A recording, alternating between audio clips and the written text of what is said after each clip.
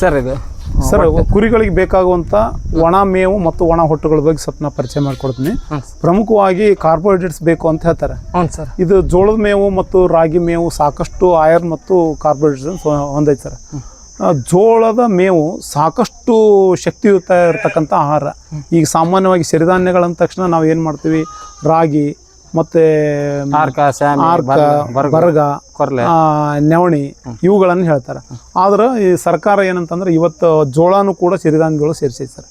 ಯಾಕಂತಂದ್ರೆ ಜೋಳವನ್ನು ತಿಂದವನು ತೋಳದಂತ ಆಗುವನು ಅಂದ್ರೆ ಅಷ್ಟು ಸ್ಟ್ರಾಂಗ್ ಆಕನಂತ, ಅಷ್ಟು ಗಟ್ಟಿರ್ತಕ್ಕಂಥ ಆಹಾರ. ಜೋಳದ ಮುದ್ದೆ ತಿಂದ್ಬಿಟ್ರಂತಂದ್ರೆ 2 ದಿನ ಹಸಿವಿನ ಆಗೋದಿಲ್ಲ ನಿಮ್ಗೆ, ಅಷ್ಟು ಸ್ಟ್ರಾಂಗ್ ಇರ್ತಕ್ಕಂಥ ಆಹಾರ. ಅದ್ರ ಮೇವು ಕೂಡ ಕುರಿ ಮತ್ತು ಪಶುಗಳಿಗೆ ಅಷ್ಟೇ ಶಕ್ತಿ ಕೊಡ್ತಕ್ಕಂಥ ಆಹಾರ ಪದಾರ್ಥ. ಆ ಕಾರಣದಿಂದ ನಮ್ಮಲ್ಲೇ ನಾವು ಬಯಲು ಸೀಮೆ ಆಗಿರೋದ್ರಿಂದ ನಾವು ಹಿಂಗಾರಿ ಬೆಳೆಯಾಗಿ ನಾವು ಬೆಳೆಜೋಳವನ್ನು ಬೆಳಿತೀವಿ. ಇದು ನಮ್ಗೆ ಸರಳವಾಗಿ ಲಭ್ಯ ಆಗ್ತಕ್ಕಂಥದ್ದು. ಇದು ಸುಮಾರು ನಮ್ಮ 350 ಕುರಿ, ಒಂದು 10 ದನಗಳಿಗೆ ಒಂದು 10 ಗಾಡಿ ಮೇವನ್ನು ನಾವು ಹೊರಗೆ ನಮ್ಮ ಹೊಲಗಳಿದ್ರು ಕೂಡ ನಾವು ಏನಂತಂದ್ರೆ ನಮ್ಗೆ ಮೇಂಟೈನ್ ಮಾಡಲಾರ್ದಕ್ಕೆ ನಾವು ಹೊಲಗಳನ್ನು ಲಾವಣಿ ಕೊಟ್ಟಿರೋದ್ರಿಂದ ಹೊರಗಿನ ರೈತರು ಬೆಳೆದಂಥ ರೈತರಿಂದ ಸುಮಾರು 7,000 ರಿಂದ 8,000 ರೂಪಾಯಿ ಒಂದು ಗಾಡಿ ಹಂಗೆ ನಾವು ಒಂದು 10 ಗಾಡಿ ಮೇವನ್ನು ತೊಗೊಂಡು ಅದನ್ನು ಒಣಗಿಸಿ ಆಮೇಲೆ ಚಾಪ್ ಕಟ್ಟರಿಂದ ಪೌಡರ್ ಮಾಡಿ ಈ ತರ ಹೊಟ್ಟನ್ನು ಈ ತರ ಸಂಗ್ರಹಿಸ್ಕೊಂಡಿ ಸರ್.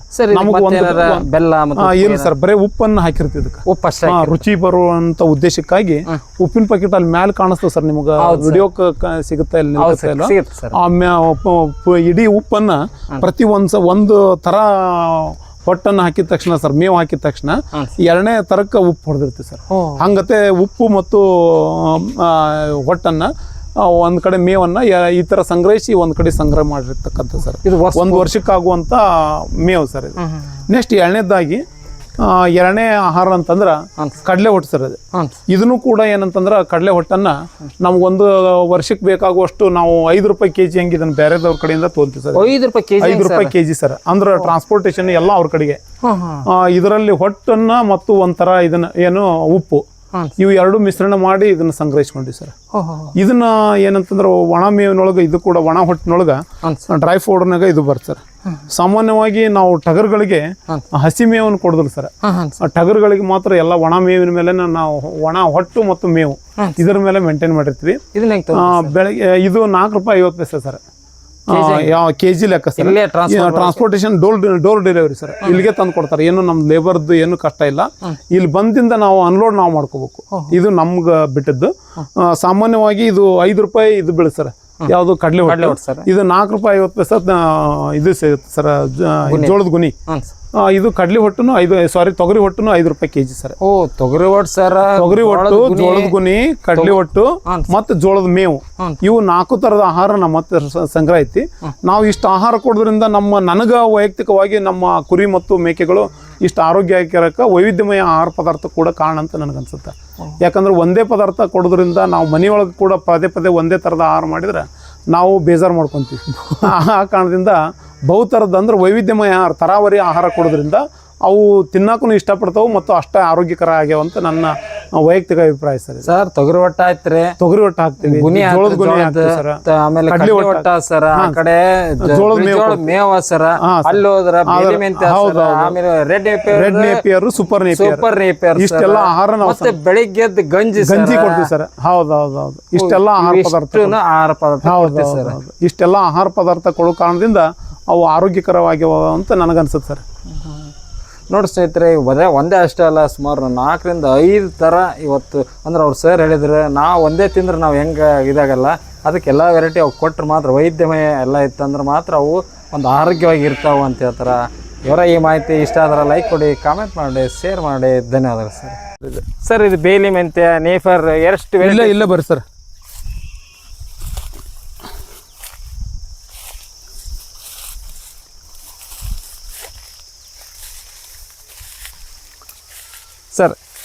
ಸರ್ ಇದು ಬೇಲಿ ಮೆಂತೆ ಅಂತೇಳಿ. ಸರ್ ಇದು ಸಾಮಾನ್ಯವಾಗಿ ಏನಂತಂದ್ರೆ ಆಡು, ಕುರಿ ಮತ್ತು ಪಶುಗಳಿಗೆ ಮತ್ತು ಕೋಳಿಗಳಿಗೆ ಪ್ರಮುಖವಾದ ಆಹಾರ ಸರ್. ಇದು ಸಾಮಾನ್ಯವಾಗಿ ಇದ್ರೊಳಗೆ ಪ್ರೋಟೀನ್ ಅಂಶ ಜಾಸ್ತಿ ಇರೋ ಕಾರಣದಿಂದ ಅವುಗಳ ದೇಹದ ಮೇಂಟೆನೆನ್ಸ್ ಅಂದ್ರೆ ಬೆಳವಣಿಗೆಗೆ ತುಂಬಾ ಹೆಲ್ಪ್ ಆಗುತ್ತೆ ಸರ್. ಮತ್ತೆ ಅಷ್ಟೇ ಇಷ್ಟಪಟ್ಟು ತಿಂತಕ್ಕಂಥದ್ದು. ಇದ್ರ ಪ್ರತಿ ಕಡ್ಡಿಯನ್ನು ಕೂಡ ಅಷ್ಟು ರುಚಿಪಟ್ಟು ತಿಂತಾವ್ ಸರ್. ಇದನ್ನ ನಾವು ಏನ್ ಮಾಡಿ ಸರ್, 2 ಬೆಳೆ ಮಿಶ್ರಣ ಮಾಡಿ ಹಾಕಿ ನಾವು ಒಂದು ಇದು ರೆಡ್ ನೇಪಿಯರ್ ಸರ್. ಇದು ಹ್ಞೂ ಸರ್. ಆಸ್ಟ್ರೇಲಿಯಾದ ವೆರೈಟಿ ಅಂತ ಹೇಳ್ತಾರೆ. ಇದು ಇದ್ರೊಳಗೆ 15% ಪ್ರೋಟೀನ್ ಅಂಶ ಐತೆ ಅಂತ ಹೇಳ್ತಾರೆ. ಇದು ಮೆಕ್ಕೆಜೋಳ ಮತ್ತು ಕಬ್ಬುಗಳನ್ನ ಮಿಶ್ರಣ ತಳಿ ಇದು ರೆಡ್ ನೇಪಿಯರ್.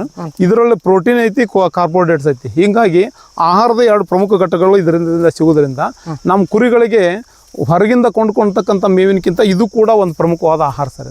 ಇದು ನಾವು ಇಲ್ಲೇ ಸಿಗುತ್ತೆ. ಜೊತೆಗೆ ಅದ್ರ ಜೊತೆಗೆ ಇಲ್ಲಿ ಏನಂತಂದ್ರೆ ಯಾವುದಿದು ಬೇಲಿ ಮೆಂತೆಯಲ್ಲಿ ಇರೋದ್ರಿಂದ ಇವುಗಳನ್ನ 2 ಎಟ್ ಎ ಟೈಮ್ ಕೋದ್ ಹಾಕಿಬಿಡ್ತೀವಿ ಸರ್. ಹಾಕಿ ಚಾಪ್ ಕಟ್ರ್ ಐತೆ ನಮ್ದು. ಆ ಚಾಪ್ ಕಟ್ರ್ ಮೂಲಕ ಚಾಪ್ ಮಾಡಿ ಎಲ್ಲ ಕುರಿಗಳಿಗೆ ಮತ್ತು ದನಗಳಿಗೆ ಇದನ್ನ ಆಹಾರ ಕೊಡ್ತೀವಿ ಸರ್. ಎಷ್ಟು ಟೈಮ್ ಕೊಡ್ತೀವಿ? ಒಂದೇ ಟೈಮ್ ಸರ್. ಇದು ಒಂದು ಟೈಮ್ ಬೆಳಗಿನ ಜಾವ ಒಂದು ಇದನ್ನ ಒಮ್ಮೆ ಹಾಕ್ತೀವಿ ಸರ್. ಇದನ್ನ 2 ಸೇರಿ ಸರ್. ಹೌದೌದು. ಒಟ್ಟು 3 ಥರದ ಹೊಟ್ಟು ಕೊಡ್ತೀವಿ ಸರ್ ನಾವು. ಅಂದ್ರೆ ಒಂದು ಹಸಿ ಮೇವು, 2ನೇದು ಅಂತಂದ್ರೆ ಡ್ರೈ ಫಾಡರ್ ಅಂತಂದ್ರೆ ಜೋಳ ಮತ್ತೆ ಕಡ್ಲೆ ಹೊಟ್ಟು, ತೊಗರಿ ಹೊಟ್ಟು ಸರ್. ಜೋಳದ ಗುಣಿ ಇವುಗಳನ್ನು ನಾವು 4 ಹಂತದೊಳಗೆ ವಿಭಾಗಿಸ್ಕೊಂಡು ಕೊಡ್ತೀವಿ ಸರ್. ಪ್ರಮುಖವಾಗಿ ಇದು ನಾವು ಏನಂತಂದ್ರೆ ಇದನ್ನ ಮಾರಾಟಕ್ಕಾಗಿನೂ ಕೊಡ್ತೀವಿ ಸರ್. ನಾವು ನಾವು ಇದು ಯಾರಾದ್ರೂ ಸಪೋಸ್ ಏನಂತ ಬೇಕಂತ ನಮಗೆ ಕಾಲ್ ಮಾಡಿದ್ರೆ ಆರ್ಡರ್ ಕೊಟ್ರಪ್ಪ ಅಂತಂದ್ರೆ ನಾವು ಪ್ರತಿ ಒಂದು ತುಂಡಿಗೆ ಅಂದ್ರೆ ಒಂದು ಗೇಣಿಗೆ ಒಂದು ಇದು ಗಿನ್ನು ಅಂತ ಹೇಳ್ತಾರೆ ಸರ್. ಆ ಗಿಣ್ಣಿಗೆ ₹2 ಸರ್. ಅದು ₹2 ಟ್ರಾನ್ಸ್ಪೋರ್ಟೇಷನ್ ಅವ್ರದೇ. ಯಾರು ತರಿಸ್ಕೊಂತಾರ ಅವ್ರಿಗೆ ಕೊಡ್ಬೇಕು ಸರ್. ಇದು ಬೇಲಿ ಮೆಂತೆನ ಸಿಗುತ್ತೆ. ಬೇಲಿ ಮೆಂತೆ ಬೀಜಾನು ಕೊಡ್ತೀವಿ ಸರ್. ಅದು ತುಂಬಾ ಕಾಸ್ಟ್ಲಿ ಸರ್. ₹1500 ಒಂದು ಕೆಜಿ. ಅದು ಇವನ್ನ ₹2 ರಿಂದ $3 ಕೊಡ್ತೀವಿ ಸರ್ ನಾವು. ಯಾವುದು ರೆಡ್ ನೇಪಿಯರ್ ಗೆಣ್ಣುಗಳನ್ನ ಸರ್. ಸರ್ ಅವನ್ನ ಮತ್ತು ನಮ್ಮಲ್ಲಿ ಗ್ರೀನ್ ನೇಪಿಯರ್ ಐತೆ ಸರ್, ಸೂಪರ್ ನೇಪಿಯರ್. ಅದನ್ನು ಕೂಡ ನಾವು ಏನಂತಂದ್ರೆ ಒಂದು ಟೈಮ್ ಫುಡ್ ಆಗಿ 2 ಮಿಶ್ರಣ ಮಾಡಿ 3 ಮಿಶ್ರಣ ಮಾಡಿ ಚಾಪ್ ಕಟರ್ ಮಾಡಿ ಕೊಡ್ತೀವಿ ಸರ್. ಹಾಂ ಸರ್.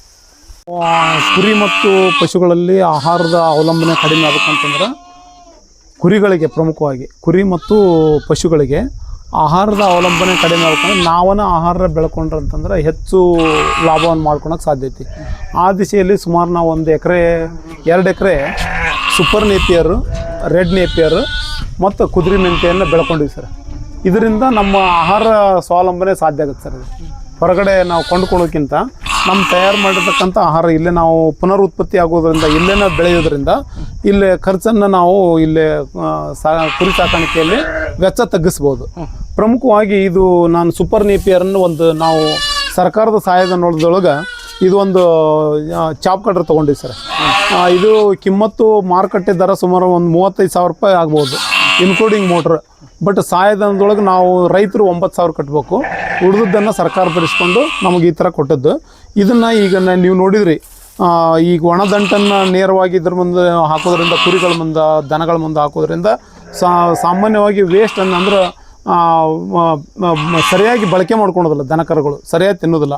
ಇದನ್ನು ಈ ಥರ ಚಾಪ್ ಮಾಡೋದ್ರಿಂದ ಅಂದ್ರೆ ಮೇವನ್ನು ಈ ಚಾಪ್ ಕಟ್ರಿಗೆ ಹಾಕೋದ್ರಿಂದ ಈ ಥರ ಪೌಡರ್ ರೂಪದೊಳಗೆ ಸಿಗೋದ್ರಿಂದ ಕುರಿ ಮತ್ತು ಆಡುಗಳು ಮತ್ತು ದನಗಳು ತುಂಬ ಇಷ್ಟಪಟ್ಟು ಇದನ್ನು ತಿಂತಾವೆ. ಇದರೊಳಗೆ ಕಾರ್ಬೋಹೈಡ್ರೇಟ್ಸು ಮತ್ತು ರುಚಿಕಟ್ಟಾಗಿರೋದ್ರಿಂದ ಇದು ತಿನ್ನಲಿಕ್ಕೆ ನಾವೇನೇ ತಿಂದರೆ ಕಬ್ಬು ತಿಂದಂಗೆ ಆಗುತ್ತೆ. ಇದು ಅಷ್ಟು ರುಚಿಯಾಗಿರೋದ್ರಿಂದ ದನಗಳು, ಕುರಿಗಳು ಮತ್ತು ಆಡುಗಳು ತುಂಬ ಇಷ್ಟಪಟ್ಟು ಇದನ್ನು ತಿಂತಾವೆ. ಆ ಕಾರಣದಿಂದ ರೈತರು ಒಂದು ಸಣ್ಣ ಚಾಪ್ ಕಟ್ರ್ ಇಟ್ಕೊಂಡ್ರೆ ಅವ್ರದ್ದು ಏನು ಬೆಳೆ ಪುನರುತ್ಪತ್ತಿ ಆಗೋ ಕಾರಣದಿಂದ ಇಲ್ಲಿ ಉತ್ಪಾದನಾ ವೆಚ್ಚ ನಾವು ತಗ್ಗಿಸ್ಬೋದು. ಇದನ್ನು ದಯಮಾಡಿ ಎಲ್ಲರೂ ರೈತರು ಸಣ್ಣದ ಒಂದು ಚಾಪ್ ಕಟ್ರ್ ಇದು ಕಡಿಮೆ ವೆಚ್ಚದೊಳಗೂ ಕೂಡ ಸಿಗುತ್ತೆ ಸರ್ ರೈತರಿಗೆ. ಇದನ್ನು ಬಳಕೆ ಮಾಡಿಕೊಂಡ್ರೆ ಅವ್ರಿಗೆ ಬೆಸ್ಟ್ ಆಗುತ್ತೆ ಸರ್.